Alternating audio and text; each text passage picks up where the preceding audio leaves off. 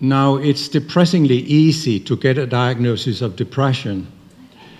10% of all Americans are depressed at any given point in time. We don't really believe in this, and it also takes very little to get the diagnosis. If you have had little interest in 8 days out of 14 in doing things you usually do, plus one additional symptom, which can be troubles with sleep, eating little or much, which a lot of people do nowadays, or that you are running around more than usual, which could be because you just got a big grant from a funder.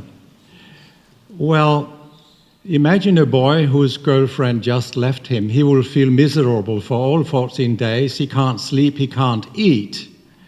So he's depressed and can get a pill for his depression. This doesn't make sense. So the criteria for depression have been lowered very much over the years. So when people tell you there are more depressed people today, you can't believe in this because it's not the same as it was 30 years ago. There are not more seriously depressed people today than there were 30 years ago. Now, bereavement has been seriously criticized. In the old version of the diagnosis manual, you were allowed to feel sorry for 1 year. Then it became 2 months, and then it became 2 weeks. So I asked, why not 2 days in the next version? Of course, a doctor doesn't treat patients like that, seeing that you are sad and then look up in the diagnostic manual and say, oh, we'll need to wait another 9 days before I can treat you. That's not how it works. People are usually treated immediately. And I ask myself, why can't psychiatrists get enough? We often hear that they should get more money. But really, if they didn't treat so many patients, I think there actually are enough psychiatrists. Do they have any benefits, these antidepressants? That seems like a heretic question. The FDA did a huge analysis in America, 100,000 patients in placebo-controlled trials, and half of them were depressed. And they concluded that 50% responded on drug and 40% on placebo. Now, don't think the 40% is a response to a placebo. And why not? Because if you hadn't done anything, not given people an inert pill, most would also have improved, because that's the spontaneous course of depression. It's not the effect of getting a placebo pill. The reason I tell you this is that when I have criticized these drugs, then psychiatrists have often told me, well, they aren't so fantastic, but then at least the patients benefit from the placebo effect. So therefore, it's important to say this is not correct. You can only know what the placebo effect is if you have compared with a group where you did nothing. You see? So this is pretty important to know. Now, this effect is much exaggerated. It has been measured on highly subjective depression scales, and one of my senior researchers collected all trials in the world literature that had both a blinded and a non-blinded outcome assessor, because he wanted to see how much does the non-blinded assessor exaggerate the effect compared to the blinded assessor. So this was in all disease areas. There were just 21 trials in the whole world. What he found was that the non-blinded observer exaggerated the effect by 36% on average. That is pretty much. What does this tell you? That if these trials are not adequately blinded, we exaggerate the effect pretty much. What if the blinding has been broken for all patients? Because these patients get dry mouth and blurred vision and all sorts of things. Their sex life gets destroyed in many of them. So many of them know whether they're on drug or placebo. Now, if we have broken the blinding in all of them, the 10% effect becomes 0. But you don't need to break the blinding in more than 5% if this leads to misclassification every time. Because then 40% on placebo becomes 45, 50% on drug becomes 45. So you don't need to break the blinding very much, because psychiatrists and patients want to be positive and report positive results. Now, here comes the most important Cochrane review ever made by a UK psychiatrist, Joanna Moncrieff and colleagues. They reviewed depression trials where something was put into the placebo to blind them better, namely atropine, which gives you dry mouth, just like antidepressants can do. Now, what did this review find? Well, an effect that was so small that when you translate it to the Hamilton Depression Scale, it was just 1. And what does that mean? That's a scale that goes up to 52, so that basically means no effect. Why? Because another psychiatrist has found out that 5 to 6 is the minimum difference that can be perceived as a difference. So 1 out of 5 to 6, which is the absolute minimum, is really nothing. So these drugs don't work if you put something in the placebo. That's a very important finding. Why are these trials so old, from the 60s? Because the drug industry does placebo-controlled trials. They don't want to put something into the placebo, because then we could all see that the emperor has no clothes.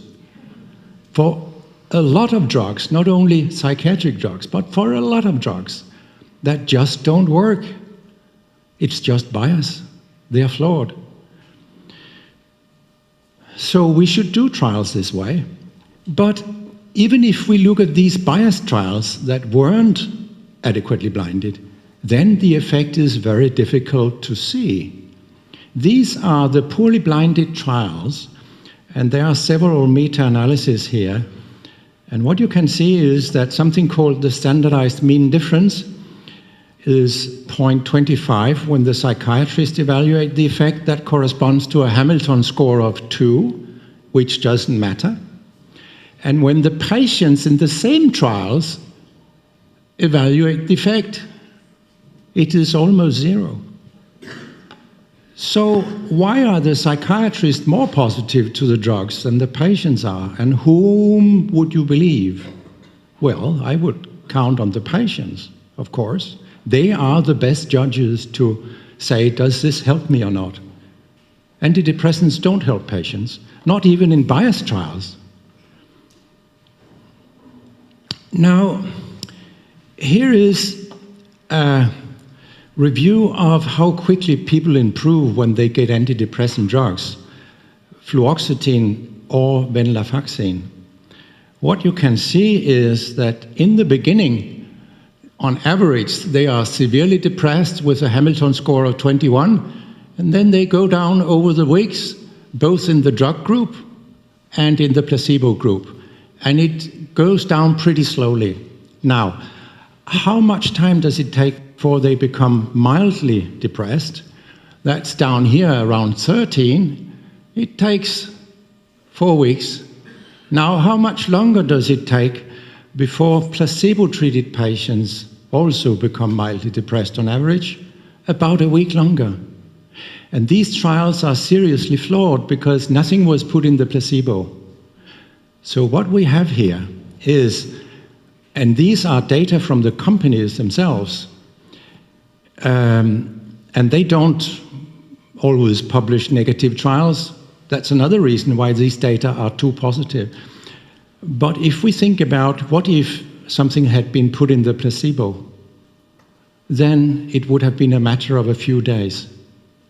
So can you understand why I think we should not treat depression with antidepressant drugs because they don't work? I mean, you can wait another couple of days and then you are equally fine on nothing as on drug. Why should we use these drugs? Because they have very serious harms, which I will come into in a minute. But first, when it's very doubtful whether a drug is of any benefit, and all drugs have harms, then a good outcome is to see, do the patients leave the trials less when they get active drug as when they get placebo? Because if they stay in the trial longer, they might get some benefit compared to the side effects, you see? But they leave the trials equally often and quickly when they get active drug as when they get placebo, and these trials are biased. So this also tells you a story about, if you ask the patients, they don't like the drugs. After only 2 months, half of the patients have already stopped taking the drug. And the chemical imbalance lie is unfortunately being actively used by doctors to convince patients who experience harms to go on with the drugs, hoping you might be better in some weeks. So they stay on the drugs, and when they then want to come off them, they might not be able to stop because then they have become dependent on them. I will come back to that. So the chemical imbalance is seriously harmful. I wish to underline that. It's seriously harmful to use this myth. Now, when these new antidepressants came on the market, no one liked them. The German drug regulator said that fluoxetine is totally unsuited for the treatment of depression, and the Swedish psychiatrists, they laughed when the director of Eli Lilly presented fluoxetine for them.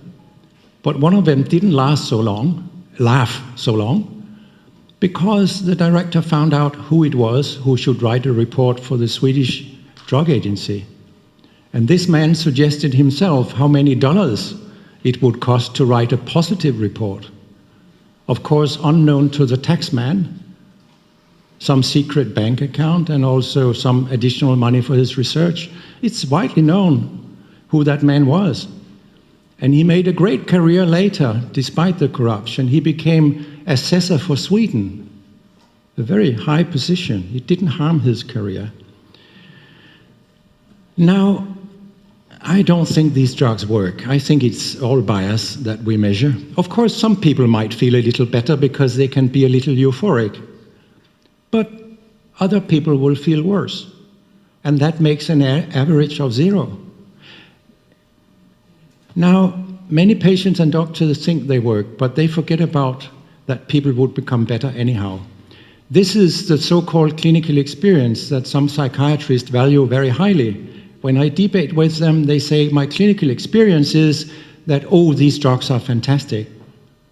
But it's useless. When you don't know what would happen if you did nothing, you cannot trust your clinical experience. And do they have effects on outcomes that really matter? Namely, get people back to work, save relationships, particularly intimate relationships. There are thousands of trials, and I've seen reviews of all these trials. I have never seen trials that measured exactly why we want to treat depression. So either it has never been studied, or it has been buried in company archives because it didn't look too good. Okay? But do these drugs save intimate relationships? I don't think so, because they cause sexual problems in half of those who didn't have a sexual problem before they started. That's not likely to save intimate relationships. And it's common in psychiatry that if anything happens, you always put the blame on people and not on the pills. This also happened here, that female anorgasmia was coded by the companies as female genital disorder. It's your fault. It's not our pills' fault. Eli Lilly said that only 2% become sexually disturbed, but there are several studies that show it's about half or even more. Here is a Spanish study where you can see that people get decreased libido, and even 57% couldn't get orgasm or even an ejaculation. Okay, that's really, so these drugs do something. Prevent a male from ejaculating, that's strong stuff, really. Really strong stuff. But they don't work for depression. Okay, and some patients, they yawn during orgasm. It's okay, you know, the old films where they took a cigarette afterwards, and it was okay to yawn afterwards, but not during your climax. It doesn't help a new relationship. Why are you yawning? I don't know. Did you also yawn with other women? No. So you don't like me? Yes. So why are you yawning? I don't know. Very bizarre side effect. Now, let me tell you, when I lectured in Australia for child psychiatrists, one of them told me, I know about 3 boys who could not get an erection because they were on antidepressant drugs the first time they tried to have sex. And you know what these boys did? They tried to kill themselves. They thought, of course, something was wrong with me. How could they know it was the pills? So it has a consequence to use useless drugs that have harms. Now, dependence is an important factor with these drugs. For citalopram, for example, the UK package insert says that in clinical trials, adverse events seen on treatment discontinuation occurred in approximately 40% of patients treated with citalopram. And then comes a gigantic British understatement. Recommended that the dose is gradually reduced over a period of at least 1 week. Some of you in the audience will know it can take months or years to get rid of an antidepressant drug, and quite many patients never succeed with that. So this is really some British understatement. But these are regulators. They are too much on industry's side, always. Now, I had a PhD student who is here today. She found out that withdrawal symptoms are very similar for benzodiazepines, mother's little helper, and modern antidepressants. For 37 or 42 identified symptoms, they were actually the same.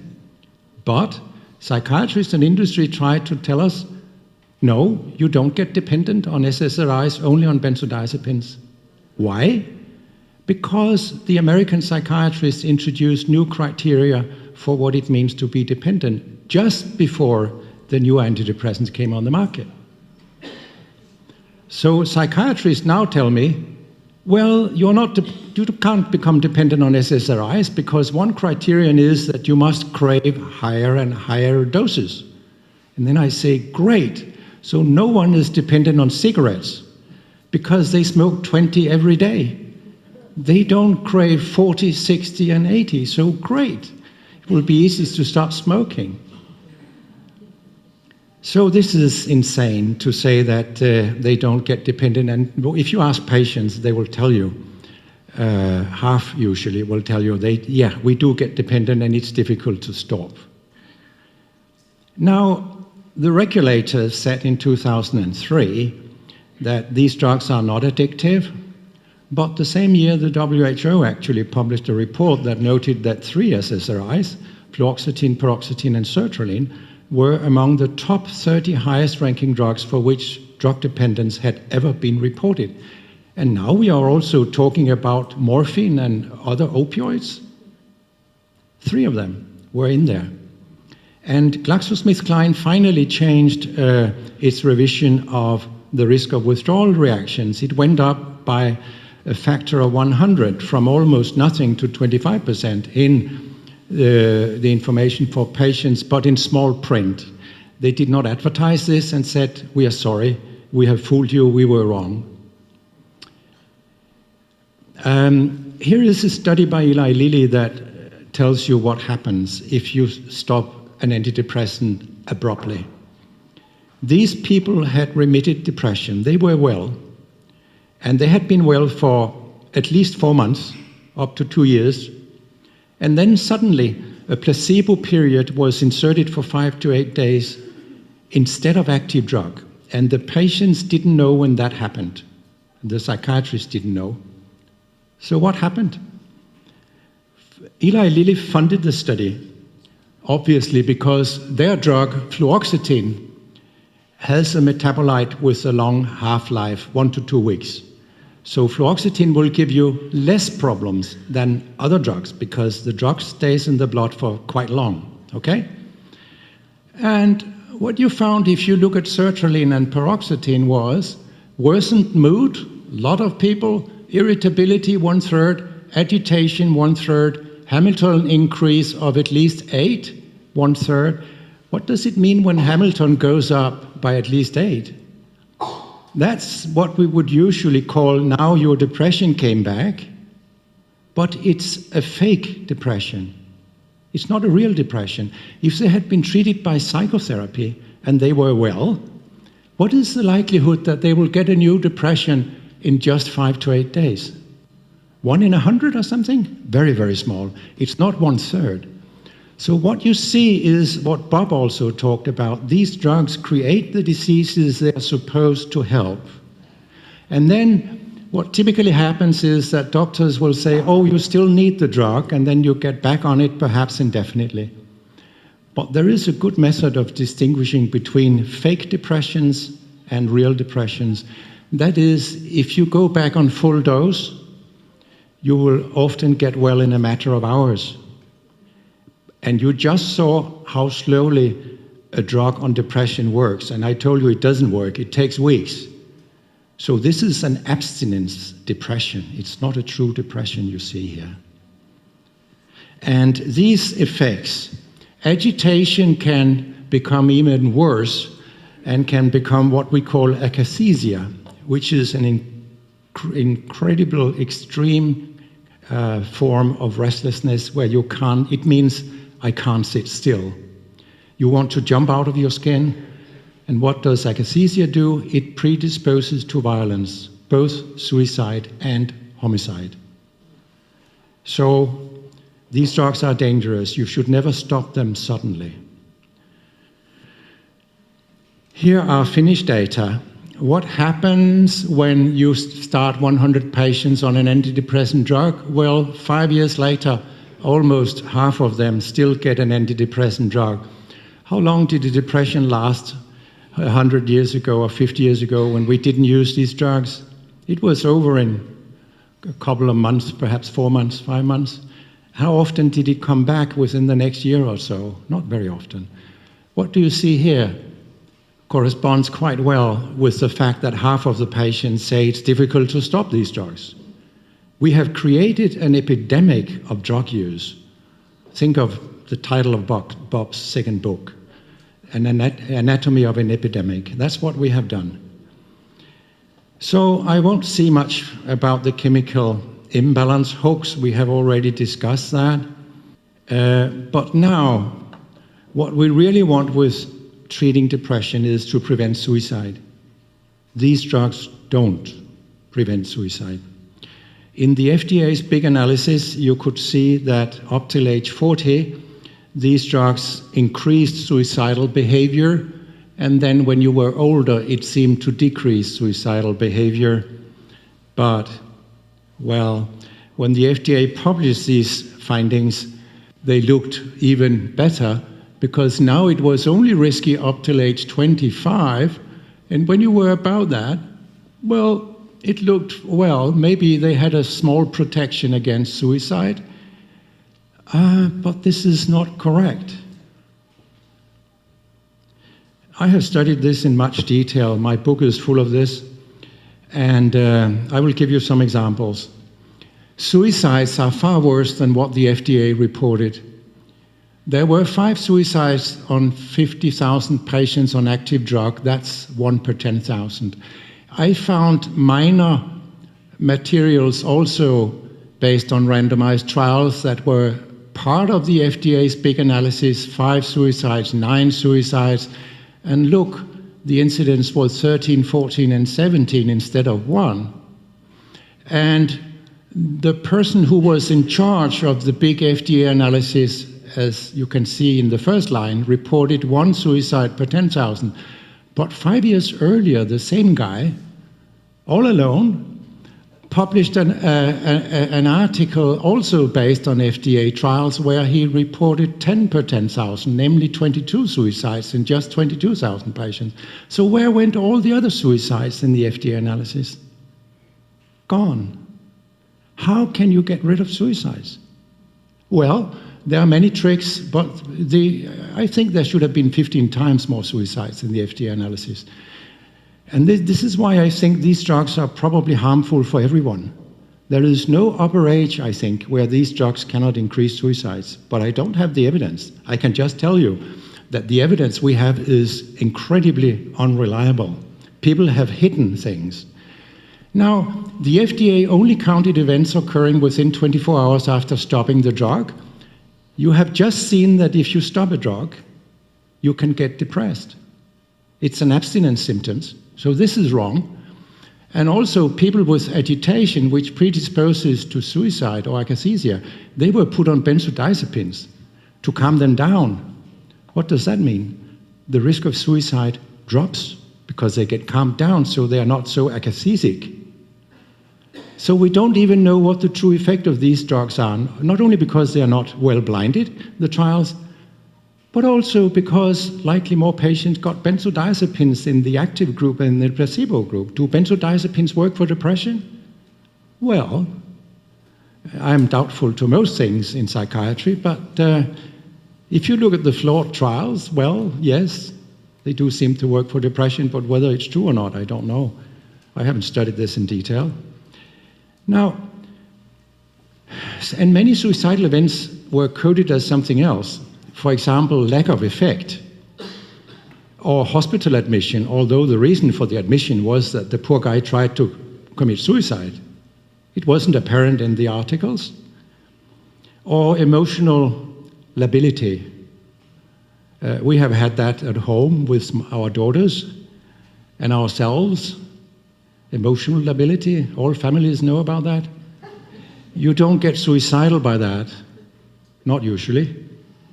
And only people at very low risk of committing suicide were recruited for the trials. Now, if the drug companies had truly believed that their drugs protected against suicide, why would they recruit people where they were pretty certain they wouldn't find this? That doesn't make sense. So I don't think they believed in it. Now, there are two big flaws in actually all psychiatric trials. Patients are usually always in treatment with a similar drug. Then you have sometimes a short washout period, typically up to 1 week, and then you randomize. Those people who get abstinence symptoms in the withdrawal period, then the washout period, they're usually discarded. They're not randomized. Bias number one. Those who are randomized, they might get abstinence symptoms later than 1 week. So what do? You introduce harms in the placebo group. They get abstinence symptoms, and then you say, our drug works. But these trials are deeply flawed. And then you ignore events after treatment was stopped, and you can see what that means here on sertraline in adults. This is not children, this is adults. Suicides and suicide attempts, the big FDA analysis, only follow up 24 hours after the trial was stopped. Well, a slight decrease in the risk of suicidality. But when Pfizer looked at their own data, it looked much better, of course. Back in-house, now their drugs seem to cut suicidality by half. But Pfizer was a bit careless, because they also presented an analysis where they included events up to 30 days after people stopped the drug. What happened then? 50% increase in the risk of suicide. Don't worry so much about whether it's statistically significant or not. What you should look at are the point estimates. And British researchers who also looked at events longer than 24 hours, they found a doubling of suicide risk in adults on sertraline in deeply flawed trials. Isn't that scaring? I think it is. David Healy has had access to company files in American court cases, and he found out that Pfizer, GlaxoSmithKline, Eli Lilly, all three of them, they manipulated their studies in a most extraordinary way. If in the washout period somebody got suicidal, it was added to the placebo group after randomization. Somehow, well, the person didn't get a drug, so that's like a placebo event. And if they stopped the randomized phase and someone killed themselves down here, then it was added to the placebo group because the patient didn't get a drug. In my universe, this is fraud. What about people who have my age? Well, antidepressants seem to be very dangerous for people like me. There is a good study where people were their own control. They were at least 65 years of age. So in one period, they didn't get a drug. In another period, they did get a drug. This removes a good deal of confounding, that it's the same patient with and without drug. And what did they find? Well, for every 28 people treated for 1 year with an antidepressant drug, there was one additional death compared to no treatment. That's a death rate of 3%. I have corresponded with the first author because this is so strong that it's almost unbelievable. Can these drugs kill so many people? She believes, yes. We did a good study. She believes it's correct. Why do they die in such huge numbers? Well, one of the reasons is that all psychiatric drugs, they affect balance because they go on your brain. Old people don't like to have affected their balance. They might fall and break a hip. 1/5 of people who have a hip fracture, they will be dead within 1 year after the fracture. That's one of the reasons these drugs kill so many people. And where do we use these drugs the most? In nursing homes, so that we can get rid of them. Sorry for my cynicism, but this is really, really bad. Not only antidepressants, but also antipsychotics and all sorts of things. This is scandalous. So my personal conclusion is we shouldn't use antidepressants for anybody. Then the psychiatrists say, well, but in hospital we have very severe depressed people that were not studied in these trials. But come on, we did study severe depression. And if you take one step further and talk about very severe depression, where is the evidence that these drugs do more good than harm in these people? It doesn't exist. It's just something they say. It's their clinical experience that we cannot rely on. And I told you these drugs can cause violence. And to the FDA, 2,000 cases of violence were reported in a 5-year period, and almost 400 of them were homicide. Now, particularly often, the drugs involved were antidepressants, sedatives, hypnotics like benzodiazepines, and ADHD drugs. Pretty scary. And here is a forensic report from a psychiatrist from Australia that looked at 10 people who had a cytochrome P450 mutation in the liver. Quite many people have that. I don't know the exact proportion, maybe 10% or so.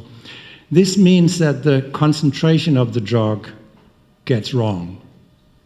So these 10 people, they were put on antidepressant drugs. There was no good indication of using antidepressants. You don't use an antidepressant because your husband is drinking, or your sister had a car crash, or not making enough money to support the family.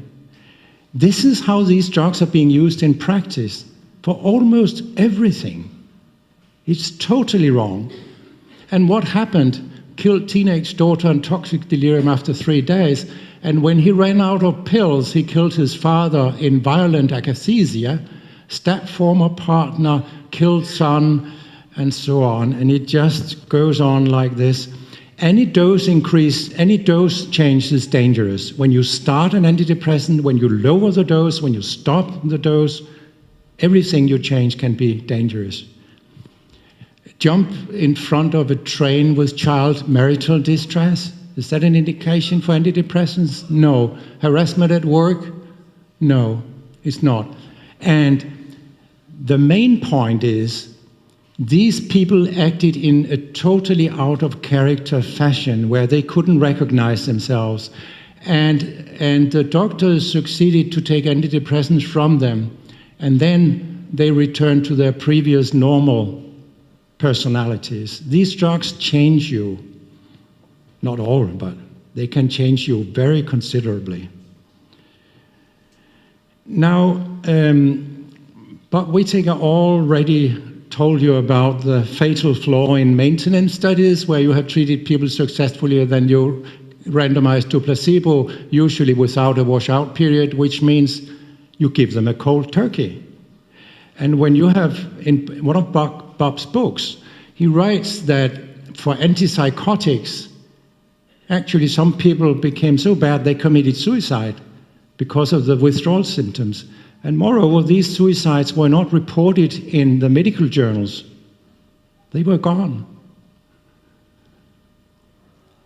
And withdrawal symptoms in the placebo group are, of course, usually interpreted as disease symptoms. And I won't show you the Wundering study again, but just remind you that 7 years later, more people had recovered if they lowered the dose. And the dose in the last 2 years was 64% higher in the maintenance group than in the dose reduction group in people with psychosis. And more people had stopped drug completely in the drug reduction group, 11 versus 6, and yet their outcome was better at 7 years. So we need very, very long-term studies in order to find out what these drugs do to people.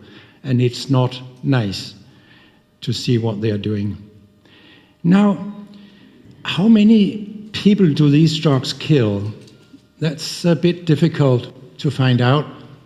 I have collected the best cohort studies I could find, and also a meta-analysis of randomized trials of antipsychotics in old people, because if you look at trials in old people, it's more likely that they were not already in treatment before you randomized a person with dementia to an antipsychotic or placebo. So these trials are more trustworthy.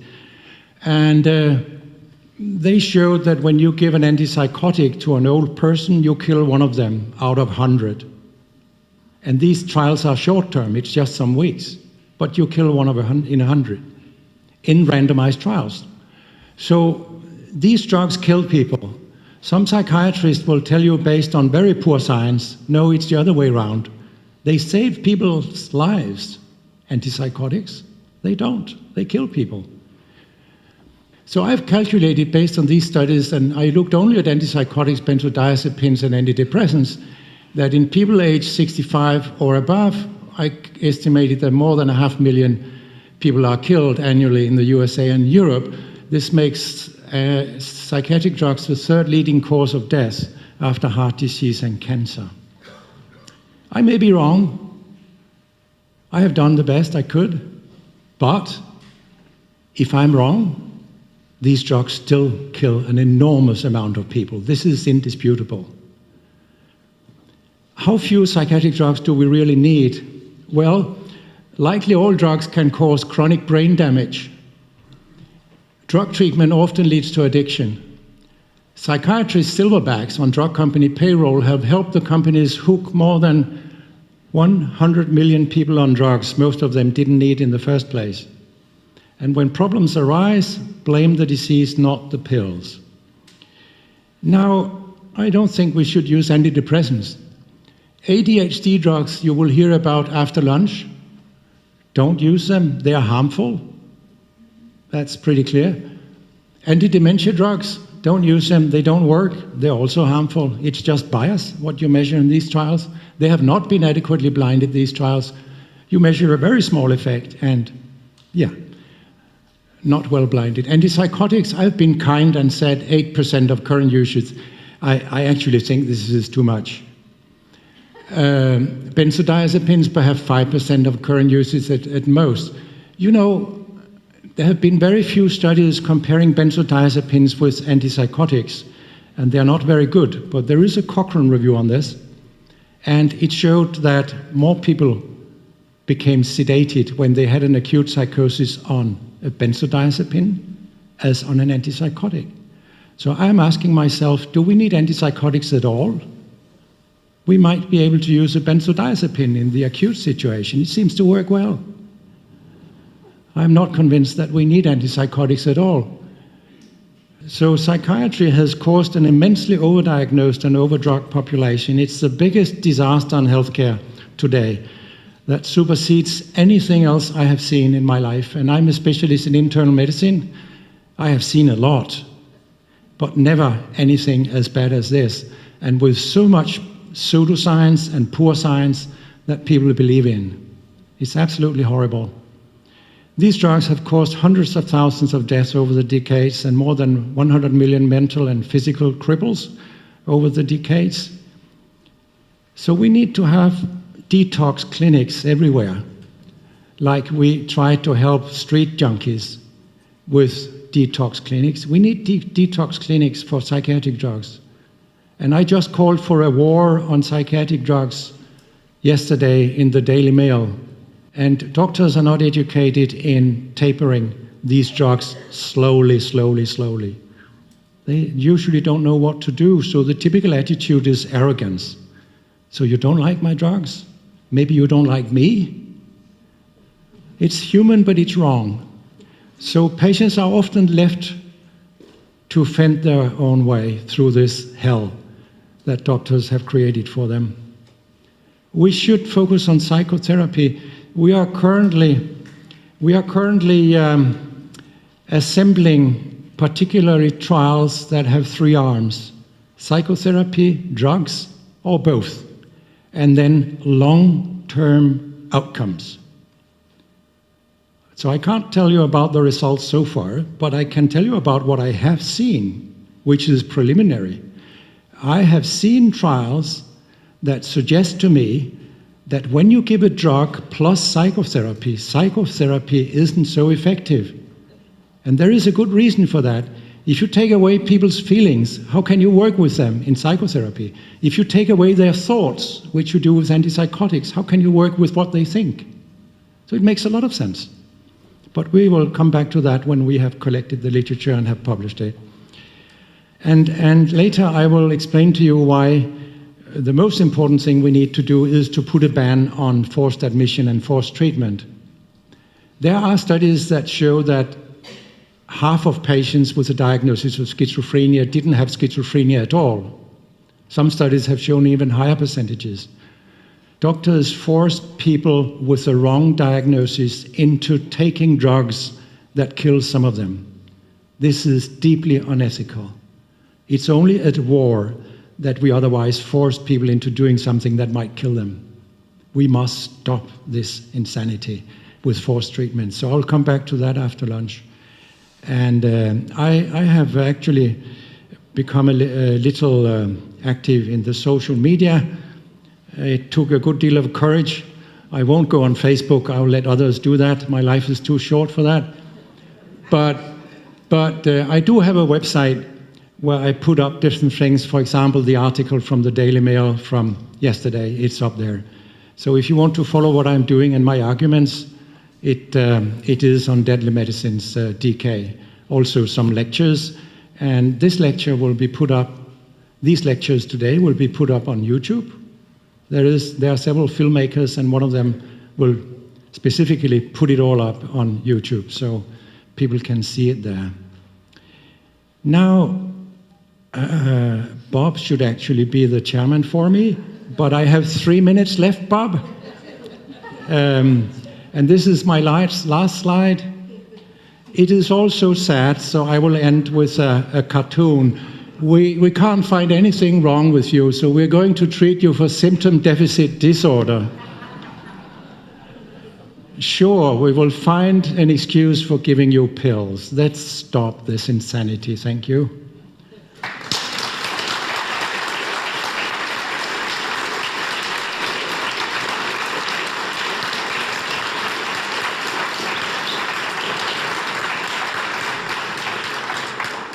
My name is Albert Gede. I'm a neurobiologist and pharmacologist, and I have a huge interest in the topic. And again, I thank you.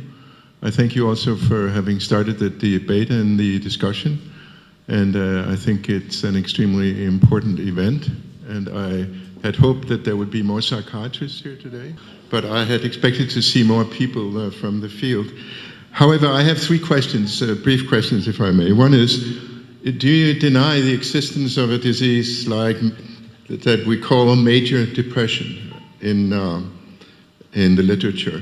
And what, if anything, given your ban on these drugs, should we do to it? And the other question had to do with that when I talk to psychiatrists, they say that 95% of the prescriptions for these drugs, for the antidepressives, actually come from the general practitioners and not from the psychiatrists. and that they are actually secretly quite distressed by the enormity of these prescriptions.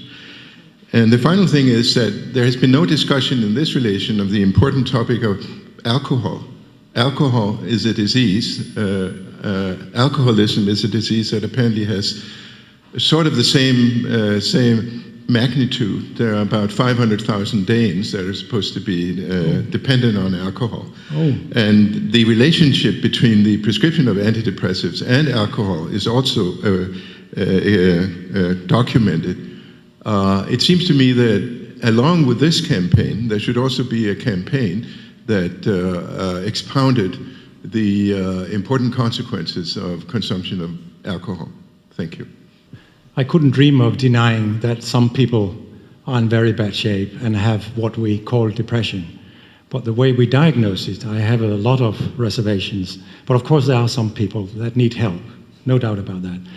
And I agree with you also with the alcohol problem. Actually everything that affects the brain seems to be a problem. When I was young, and you were young, we heard, oh, marijuana, oh, it can give you a great time and you laugh all the time. But then suddenly you become incredibly aggressive and you don't recognize yourself again. That's like antidepressants. So my grandfather, who was a GP, he said marijuana is much more dangerous than people think back then in the 60s. And we now know that it is much more dangerous.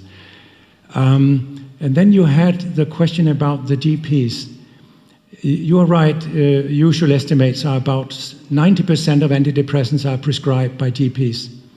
And Paul Hvidebæk, psychiatrist in Denmark, has told me that he wanted to study in general practice what made them prescribe an antidepressant drug. And they turned their back on him. They didn't want him to find out when did they prescribe antidepressant drugs? For ingrown toenails, marital problems, a sinusitis with tinnitus. I've heard so many terrible stories. They didn't want that studied, but we need to have this studied. And I think, my personal view is, psychiatric drugs are so dangerous, and they are this double-edged sword that Bob told about. People cannot handle them, not even the psychiatrist. So therefore, we should put a ban on general practitioners. They should not be allowed to use psychiatric drugs. That would cut our drug epidemic down to much lower than it is today. It's far too dangerous to let GPs use psychiatric drugs, if you ask me. Did that approximately respond to your questions? I think, yeah, thank you. Yes, my name is Birgitte Bækgaard. And as a psychologist and as a psychotherapist, I would be happy to confirm your suggestion about replacing medicine with psychotherapy. Unfortunately, I'm not able to do that. Many years' experiences from psychiatry with many different kinds of mental disorders, psychotic patients, non-psychotic patients in the acute stage and the not acute stages. My experience is that some people are certainly helped by psychotherapy, but we also have to say that some people can't be helped by psychotherapy. And that's not only my experiences, also the research confirmed that. I did an overview myself about psychotherapy with schizophrenic patients in medicine and not medicine, and that confirms this experience that some people are helped and some people we can't help. So my conclusion is, please do not do psychotherapy to a universal treatment. I don't think I do that. People often ask me, what is the alternative to antidepressant drugs? And I have a simple answer: no antidepressant drugs. If we could get that far, people would be much better off. That's the alternative, no antidepressant drugs. Then we can start discussing other interventions like psychotherapy. And of course, you're absolutely correct. It also depends on how intelligent and empathic the psychotherapist is. Some are very bad, some are very good, and so on. But we also have to realize we cannot help everyone. In the first page of my new book, I write that psychiatry is a difficult specialty, among other things, because if psychiatrists do their best to tell the patients how they should help themselves, because that's really how you can improve, it must come from yourself, which is another reason that psychotherapy doesn't work so well if you are drugged. But we just have to accept we can't help everybody. Thank you. Erik Olsen, I come from the user movement, and tell also just to this lady that, of course, psychotherapy is not going to be the answer. We have a lot of experience of alternatives in the user movement, because we have, a lot of us have recovered and know how to do it. So that's another question. But I want to ask you a question, because I think it's a scandal. If 440,000 Danes are using these SSRIs, and they are in a way sterilized without their consent, they didn't go into antidepressant treatment to do this, why don't we go to the health directorate? They have to look over what is happening. But I heard, and I want to ask you this, that the health directorate, who approves the validity of medications and so on, consists of psychiatrists. And the psychiatrists there, they have to give a dispensation for those psychiatrists, because they couldn't find any psychiatrist in Denmark who were not in some way working with the pharmaceutical industry. Yeah. First of all, the last thing you said is not true. There are more than 1,000 psychiatrists in Denmark. You can easily find someone who is not on industry payroll. You can also find people who know how to read science critically. You don't need to be a psychiatrist in order to read psychiatric trials critically. It can even be an advantage that you are not a psychiatrist, because then you are not indoctrinated. So there are no excuses, and there is no hope from our drug regulators. They are far too much on industry side, which I've just shown you the FDA is. So there is no hope there. You have seen how slow the Danish National Board of Health is. Even when psychiatrists harm their patients, it needs to come out in the press before they do anything. No hope there. My hope, and that's why I have this conference, comes from the people. It sounds almost revolutionary. From the patients and their relatives, and from young psychiatrists and psychologists who have not yet been that much indoctrinated. That is my hope. And then I try to work politically. I will do that in the coming time, to work with politicians of health in Parliament, to try to convince them that forced treatment is medieval. This must be banned, but I'll come back to that after lunch. So that is my hope, and that is one reason why I have invited 5 ladies to talk about their losses to you lost a loved one to an SSRI, to put faces to the many deaths. Because we need also not only talk about science, we need people to become angry and say this cannot go on any longer.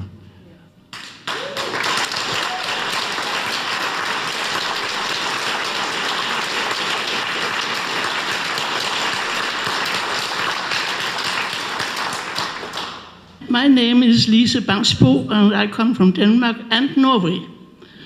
And I have a question, because when we look on the forced admission and forced treatment, why do we not use the law and human rights?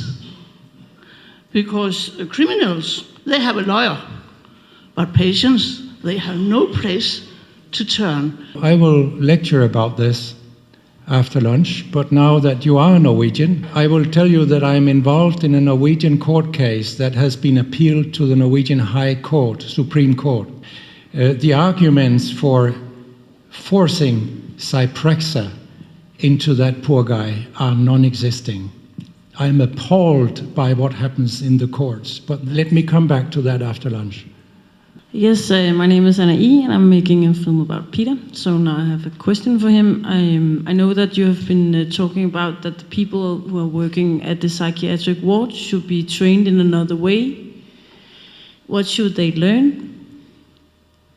Well, one thing I can definitely say, and I can quote an American psychiatrist for that, he said something about 40 years ago, perhaps half of the psychiatrists learned how to do psychotherapy. Today, almost no one is educated in this. So that's the first thing we should do. And then they should back us, those of us who want to have a ban on forced treatment because it's so harmful. That is the other major issue. And then they should say no to the drug industry completely. They should take no money, no Congress travels, no dinners, not even a cup of coffee, and they shouldn't talk to them. Why should they talk to a salesperson from a drug company? They don't tell the truth to these doctors. There are lots of things that psychiatrists could do, and they even still have international meetings that are sponsored by the pharmaceutical industry. This is completely wrong. There should be no money whatsoever in what the psychiatrists do. Empathy is difficult to teach people. If they don't have it, it's pretty difficult to give them it, isn't it? Is it correct that between 40 and 60% of the employees in the Danish Medicinalstyrelse have economical connections with the drug industry? I have complained to the Danish Ombudsman that the National Board of Health allows advisors who are on company payroll, and the Ombudsman didn't want to deal with my case, which is very surprising. So now we are thinking about perhaps filing a case in the European Union about this, because it's the same in all countries. And it's wrong. According to laws of public administration, you should not use such persons if you can find other experts, and this is always possible. So the Danish National Board of Health is breaking the law, and they do the same in all countries. I just can't imagine, are the laws just for you and me, and not for those people who sit in some official capacity? Well, I'll stop there. And I will now give the word to Bob Whittaker, because he will talk about ADHD. Please, Bob.